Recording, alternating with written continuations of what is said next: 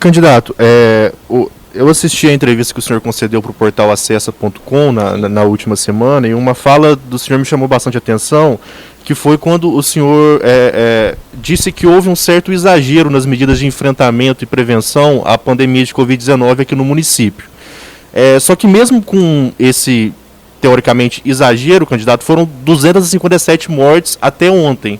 O último boletim da Secretaria de Saúde dava conta de 257 mortes de residentes no município. Uhum. Eu gostaria de saber, então, se uma flexibilização maior, como eu imagino que o senhor defenda a partir dessa fala, não teria ocasionado mais mortes, por exemplo, no município.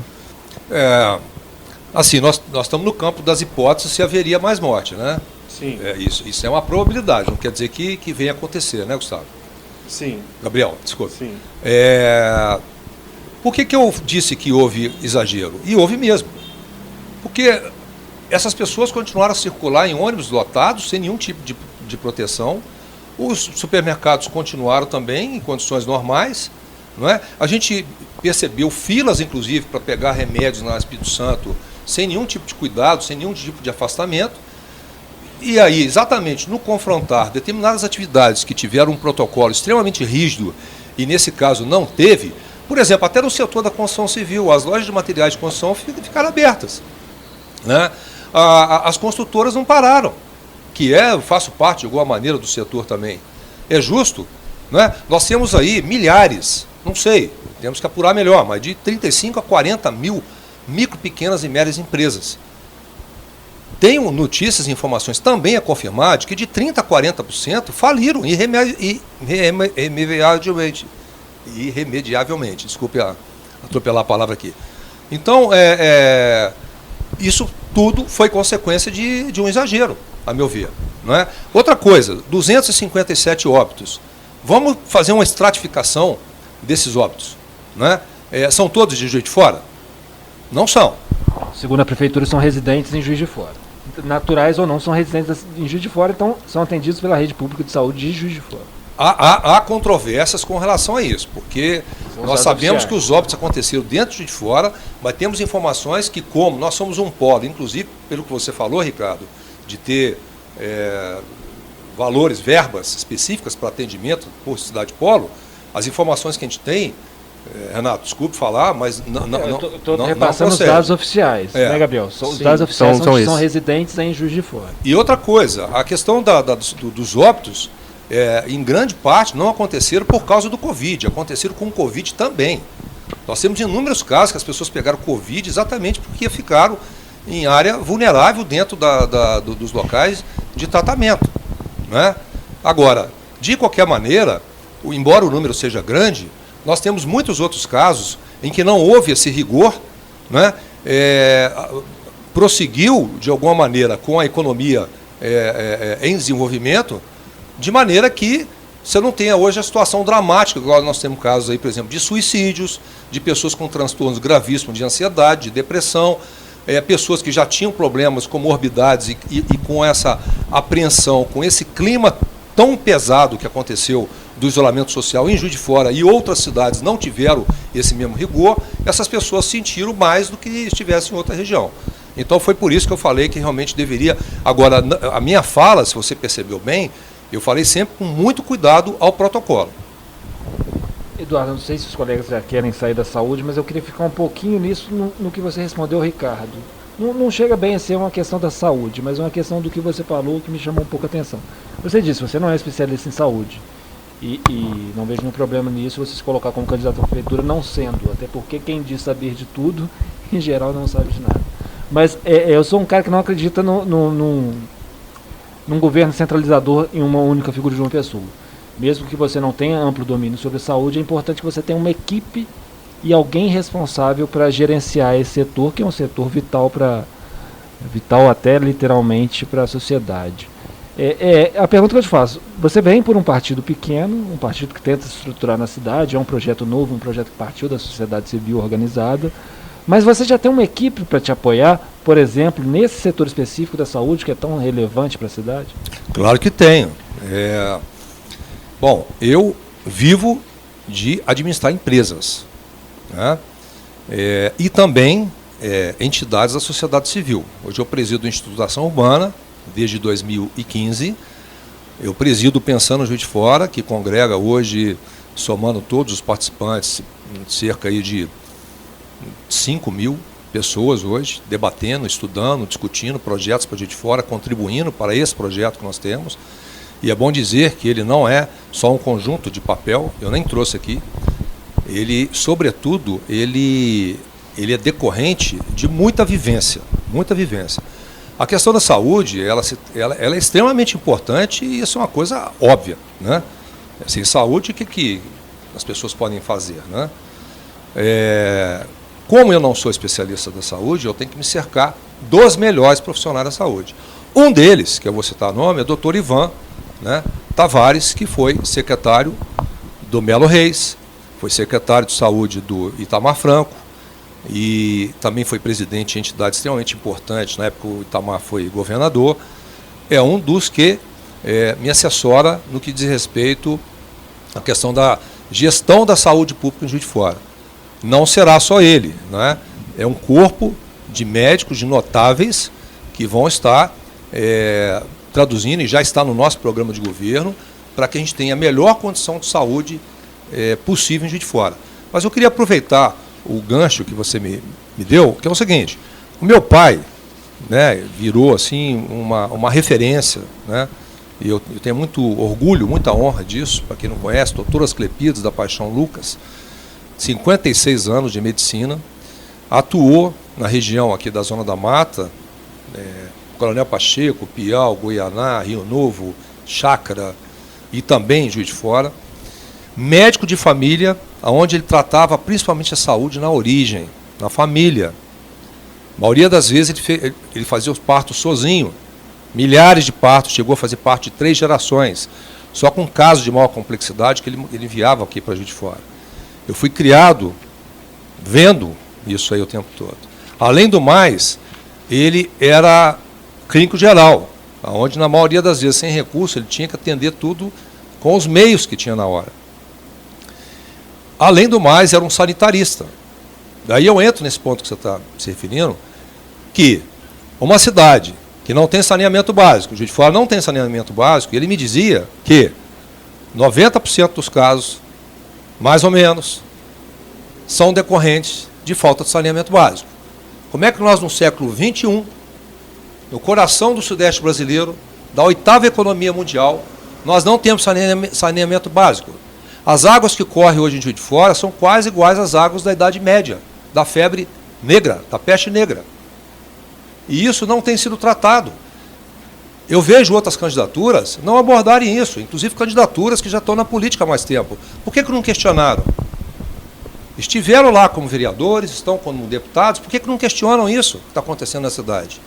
Então, a gente tratar o Covid agora, claro, é uma situação mundial, gravíssima, delicada, né? Requer que a gente tenha excelentes profissionais, infectologistas e tudo mais, para prevenir essa situação. Mas eu não vejo falar na questão do saneamento básico. Eu não vejo pessoas que estão apresentando proposta agora como uma solução aqui de última hora para administrar a cidade, estavam numa situação de ter o dever de questionar o que estava acontecendo em Juiz de Fora. E não fizeram isso. Se não fizeram isso nesse tempo como vereadores, como deputados, vão fazer agora na gestão de Juiz de Fora? Então, temos que resolver a questão do saneamento básico, que eu vejo como as maiores atitudes, a mais, digamos assim, importante para que Juiz de Fora possa ter uma saúde, sem prejuízo de outras ações. Por exemplo, se você me permite, Renato, eu vejo as pessoas falarem em postos de saúde, em UBS, em UPA. Nós estamos com um problema seríssimo no transporte urbano, não só pela precariedade, mas pela inviabilidade. Hoje nós temos uma inviabilidade no transporte, porque com o Covid e outras situações que estão acontecendo, inclusive de depressão econômica, as pessoas não estão tendo condições de se locomoverem na cidade. Ora, elas acabam, idosos, crianças, pessoas que às vezes estão com problemas graves de saúde, tendo que se deslocar para um posto, ficar numa fila. A fila de colonoscopia, por exemplo, tem 3.000 pessoas esperando e isso não está sendo tratado. É uma coisa gravíssima, não é? o que nós preconizamos? Termos veículos previamente equipados com equipe multidisciplinar que vá às centralidades em rotas determinadas, com demandas identificadas, para que a saúde vá, né, às pessoas que estão precisando. E não que essas pessoas em situação muito fragilizada tenham que ficar se deslocando para postos que, na grande maioria, estão no estado extremamente precário e faltando corpo clínico para atendimento. Candidato, o Ricardo já citou a questão das cirurgias eletivas. Eu gostaria de abordar um outro problema grave da saúde aqui em Juiz de Fora, que é a atenção primária.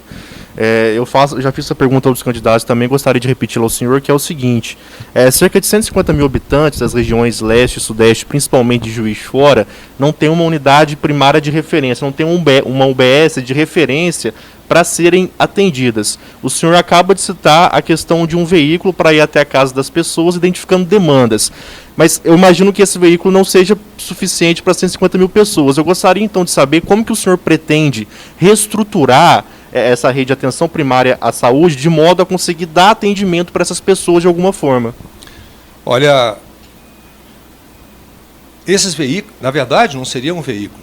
Seriam tantos veículos quanto nós tivéssemos condições de obter financiamentos, e tem casos de cidade onde isso é um sucesso absoluto. Podemos citar o caso de Barretos, por exemplo, que é um deles, mas tem muitos outros, né? Exatamente pela questão da atenção primária, que aí, embora eu não seja especialista, eu tenho a sensibilidade, porque eu acompanhei meu pai fazendo isso. Meu pai atendia as famílias, meu pai era clínico geral, né? Grande parte das enfermidades, por exemplo, ele já identificava rapidamente, por conhecer já a situação das condições da família. Se tinha um caso de hipertensão, de diabetes, outras, entendeu? Como ele já tinha esse controle na atenção primária, já desafogava, por isso que ele conseguia resolver tantas cidades praticamente sozinho, e simplesmente num ambulatório onde é a Embrapa hoje, né? Agora, eu acabei assistindo a entrevista em que você faz essa mesma pergunta. Sinceramente, eu não tenho essa informação muito apurada. Claro, não dá para tudo, porque a situação é extremamente complexa e não é a minha área de atuação, mas eu posso dizer que, dando essa atenção primária mais vigorosa, eficiente, né, sem mirabolância, sem coisa utópica, sem projeto só em papel, mas efetivamente acontecendo, já vai criar um desafogamento extremamente importante. E, por exemplo, nós poderíamos falar da Regional Leste, que fica ali às margens da Avenida do Brasil, está correto? Então, nós temos um local de atendimento. Será que com esse desafogamento, eu estou fazendo uma pergunta para mim mesmo, e vou fazer para a minha equipe, tá certo? Havendo esse desafogamento nessa região, com esse sistema que nós queremos implantar, e estamos muito convictos dele, será que de repente já não vai conseguir atender? Agora, não conseguiu atender totalmente, a gente tem que ver se nós temos recursos para poder fazer alguma outra edificação de apoio, e não só isso. Você tem que colocar um corpo lá, você tem que montar o investimento. Eu trabalho com projetos o tempo todo, então eu não posso pensar só em edificação, eu tenho que pensar em equipar, como é que vai ser o custo fixo disso, como é que vai ser mantido, e nós temos que analisar isso vis-à-vis o orçamento municipal. Agora, se de todo essa edificação, com esse equipamento que está lá, não conseguir atender, nós temos que ter uma central de monitoramento para deslocar para locais que possam atender o mais próximo possível das regiões que tem essa demanda aí. Candidato Eduardo Lucas, na questão da economia, então, vamos entrar nessa seara aqui. Quais são suas ações a curto prazo para tentar aumentar o poder de arrecadação da cidade, diminuir o déficit público e ao mesmo tempo, abrir novos postos de trabalho, na medida que a gente está vivendo uma situação que é ligada à saúde, mas que tem na economia um apêndice? Como é que você pretende resolver, nos primeiros momentos, essa situação? E aí eu cito, dentro dessa dificuldade econômica de emprego, por exemplo, um setor que hoje está agonizando, que é o setor de eventos, que em Juiz de Fora, nos últimos anos, conseguiu trabalhar muito bem esse setor de turismo de eventos, e que agora está sofrendo com essa paralisação aí. Ô Ricardo, eu me diferencio de outras formas de postular a prefeitura com aqueles clichês. Geração de emprego. Precisamos resolver a economia com termos genéricos. Eu vou direto no assunto. Primeira coisa é resolver a questão do equilíbrio fiscal.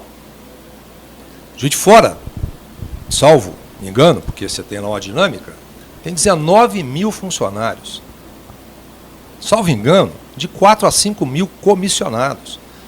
Nós sabemos, eu sei, e tem muitas pessoas que sequer vão lá. O dinheiro cai na conta. Para você ter ideia, o salário de um prefeito aí é em torno de 20 e poucos mil reais. Nós temos conhecimento de pessoas que ganham 45 mil reais na máquina da prefeitura. Nós temos conhecimento, por exemplo, no ano de 2018, com um orçamento em torno de 2 bilhões e pouco, apenas 30 milhões de reais foram gastos para cuidar da cidade. Eu fiquei assim impressionado, porque eu não tive esse número do ano passado, e parece que sobrou só 500 mil reais do orçamento do ano passado. Então o que nós temos? Além da questão de uma máquina que está muito inchada e que não tem eficiência, e eu não tenho receio de falar isso, tem uma série de outros gastos, outras rúbricas, onde os recursos municipais estão sendo drenados. E não sobra valores para cuidar da cidade. Me permita só fazer uma correção. Quando você cita esse número 5 mil, esse número de 5 mil comissionados, não é esse número, candidato. Porque, a não ser que você está aí contabilizando os terceirizados. Eu não sei se você está fazendo essa conta. Também estou. Porque comissionados não chega a 20% desse número. Mas se você está incluindo os terceirizados... Não, eu estou incluindo os terceirizados. Ah, sim, você está incluindo então os terceirizados. Estou incluindo os terceirizados. E olha só, há anos atrás, eu fiz um comparativo com Ribeirão Preto.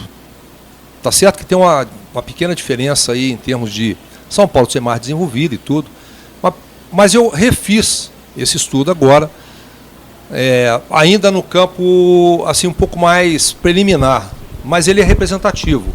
Ribeirão Preto tem 1 milhão de habitantes. A renda per capita de Ribeirão é bem maior que a nossa. A cidade está muito bem cuidada e só tem 8 mil funcionários.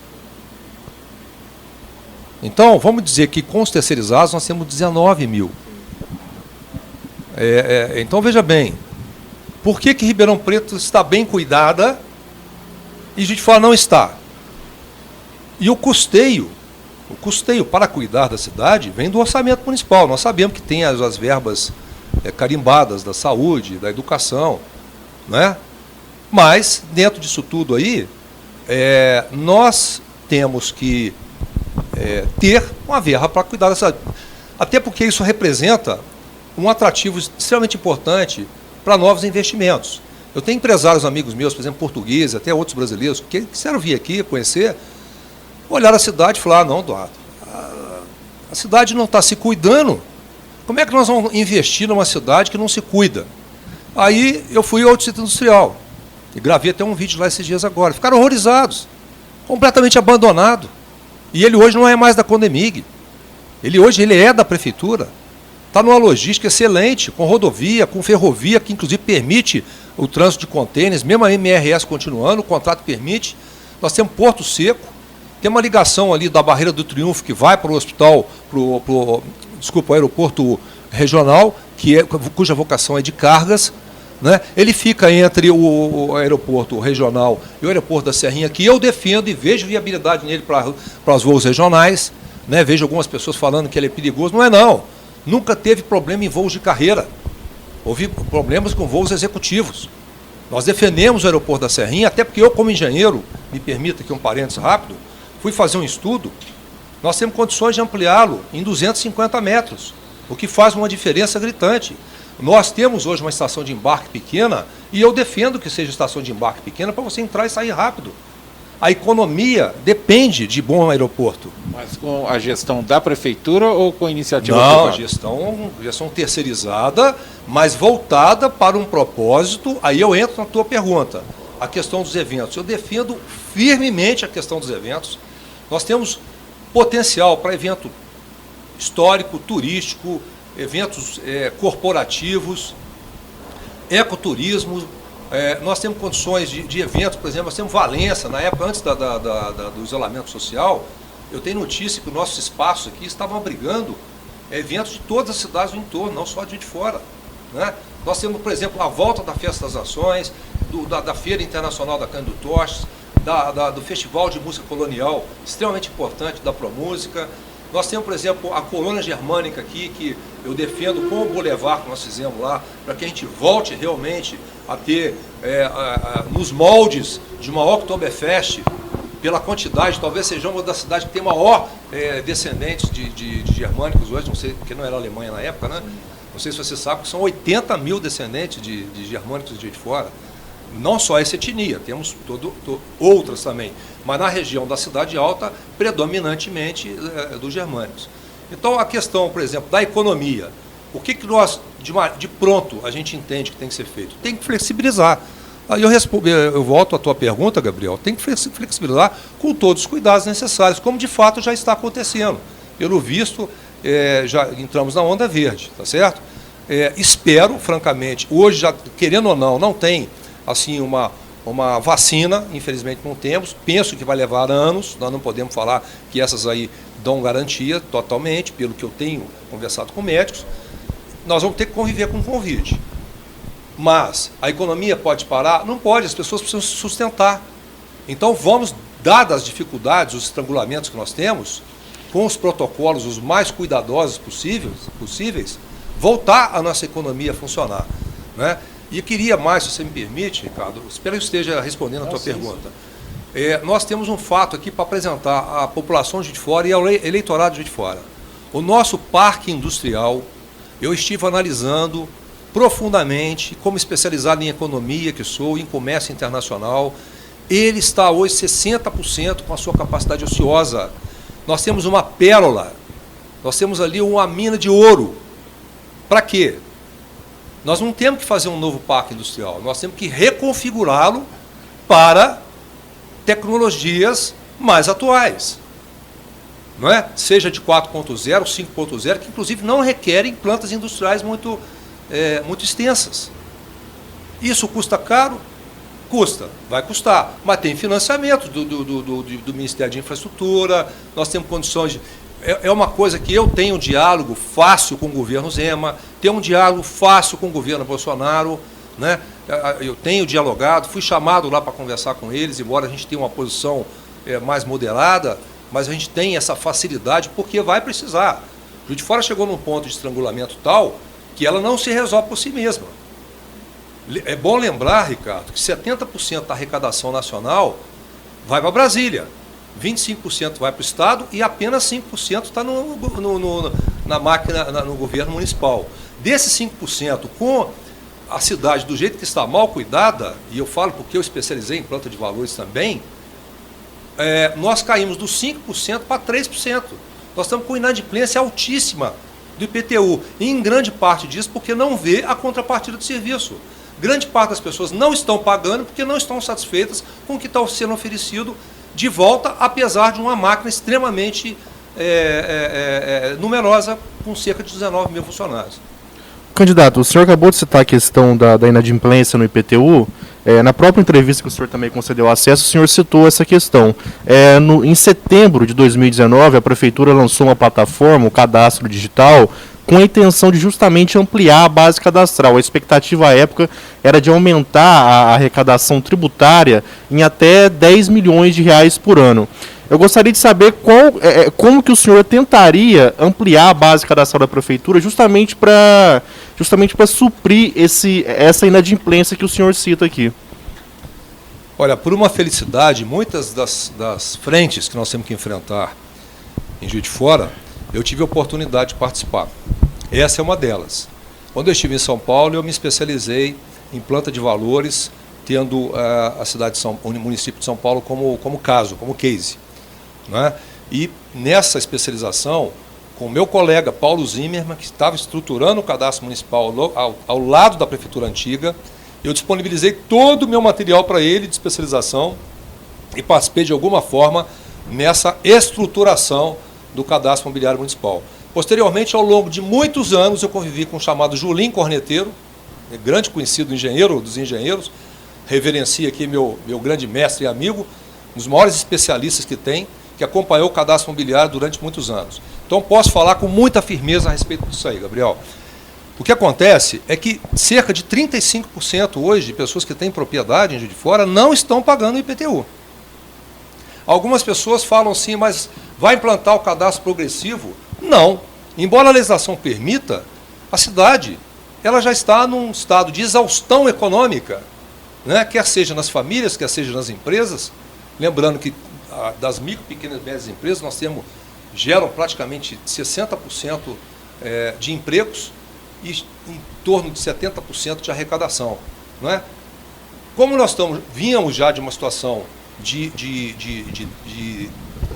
depressão, de recessão econômica, e com o Covid a situação agravou mais, qualquer coisa que você tente extrair da população mais recursos, vai virar uma administração tirânica.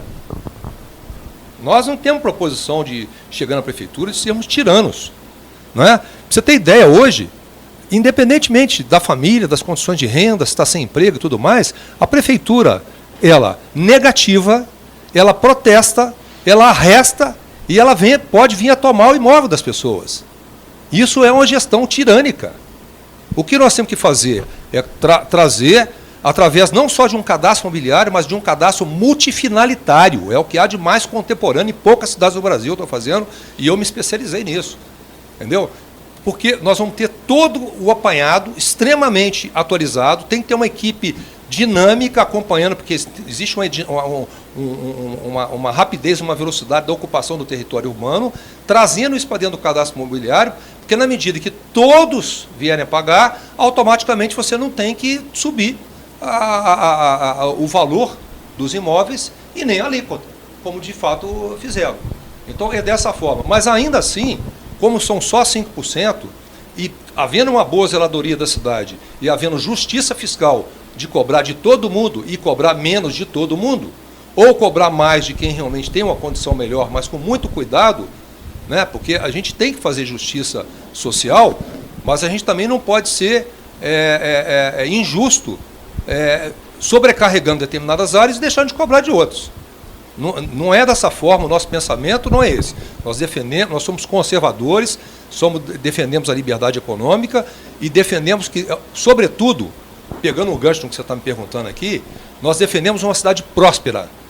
Entendeu? E uma cidade próspera, ela tem que ser uma cidade justa para cobrar os impostos, ela tem que ter a capacidade de atratividade, ela tem que, por exemplo, transformar, tanto no setor de eventos, no setor industrial, porque no setor de serviços e comércio, que são extremamente importantes e nós valorizamos muito, o valor que fica circulando é praticamente o mesmo. Nós só vamos realmente melhorar as condições da cidade quando nós tivermos novas divisas para cá, né? Então é isso que eu tinha que dizer a respeito da questão do cadastro imobiliário que você perguntou, né? Respondi a tua pergunta? Respondeu. Ou tem alguma dúvida ainda? Obrigado. Bom, eu queria mudar o tema, Eduardo, e falar um pouco da rede municipal de educação. Eu acho que é uma preocupação da sociedade, sempre e se a gente pensa numa cidade próspera, como você defendeu, essa prosperidade passa pela melhoria da educação da nossa população. Uhum. A gente tem dois grandes problemas na rede municipal de educação nesse momento. Um provocado pela pandemia, que a gente tem que repensar o que vai ser o ano de 2021, após um ano praticamente perdido em 2020. A gente não sabe ainda se vai ter um ensino presencial, um modelo híbrido, se a gente vai adotar de fato um modelo de ensino à distância, usando televisão, TV câmera, enfim. Isso tudo é uma novidade, está em discussão. Então eu queria saber o que você pensa sobre esse aspecto. E o outro aspecto diz respeito ao que você abordou brevemente com relação ao número de funcionários da prefeitura. Você defendeu o corte de comissionados, mas na educação a gente tem um déficit muito grande de servidores efetivos. Hoje a gente tem boa parte do quadro do magistério municipal, ele é ocupado por servidores temporários, o que prejudica a qualidade de ensino. Por quê? A gente não tem a memória do serviço público, que é importantíssimo. Você sempre está reiniciando um ciclo ano a ano, com novos professores entrando em determinada escola, ou seja, isso atrasa a evolução de uma rede de educação municipal planejada e sustentável. Eu queria saber o que você pensa desses dois pontos. Como planejar o ano da rede municipal de educação para 2021 e como solucionar o déficit de professores efetivos na rede? nós esbarramos no mesmo problema também no setor da saúde, né? Grande parte são terceirizados, ficam numa situação aflita, porque a qualquer momento o contrato é encerrado e tudo, e como é que você vai dar prosseguimento a um trabalho desse? E aí, voltando à questão da educação, por exemplo, se não participa de um plano de cargos e carreira, né? Se você não tem a capacitação continuada, que é muito necessária, porque você tem uma evolução, a gente trabalha por uma evolução, né? Eu tenho um filho de 17 anos e estou exatamente enfrentando o problema que você me perguntou agora. Por exemplo, fica em casa, com ensino à distância, com precariedade sobre isso, porque você não tem a disciplina de estar ali dentro de um espaço adequado, com a socialização dos colegas, com a capacidade de perguntar, tirar dúvida, fixar melhor a informação, já que todos nós fomos estudantes e a gente sabe da importância, até porque os meios de transmissão de conteúdo online, eles não deu tempo para que eles evoluíssem tanto, de maneira a ter uma efetividade e assim, capacitar realmente os alunos. Eu vejo que o meu filho, por exemplo, que é cuidadoso, é disciplinado, ele está sentindo diferença. A ponto de que nós sabemos que está sendo até considerado que esse ano de 2020 seja perdido a nível do cumprimento do plano de educação, né? E repetir no ano que vem. E nem podemos ter essa certeza porque a gente não sabe como é que vai acontecer com o Covid. O que eu entendo que a gente tem que fazer? Tem que efetivar, né? Assim, uma dicotomia que existe entre ter que enxugar a máquina, e quando a gente fala em enxugar a máquina, a gente não quer fazer isso de maneira traumática, né? Isso tem que ser feito com muito cuidado, com humanidade, criando um plano de demissão voluntária, entendeu? Fazer isso com bastante atenção ao ser humano, né? Mas o que não pode é a cidade ficar assumindo compromisso que ela não tem condição de arcar. A questão da educação, vamos ter que remanejar de outros setores que de repente não estão tendo eficiência e vamos colocar para esse setor que, a meu ver, junto com a saúde, é o mais importante. Sem educação, de repente não tem nem saúde, né? Candidato, mas como suprir exatamente o déficit educacional desse ano perdido que o senhor citou? Quais seriam as alternativas encontradas? Olha, eu entrei há poucos dias atrás num ambiente familiar nessa discussão. Pra você ter ideia. Não, vai perder esse ano, vai perder. Não tem que perder.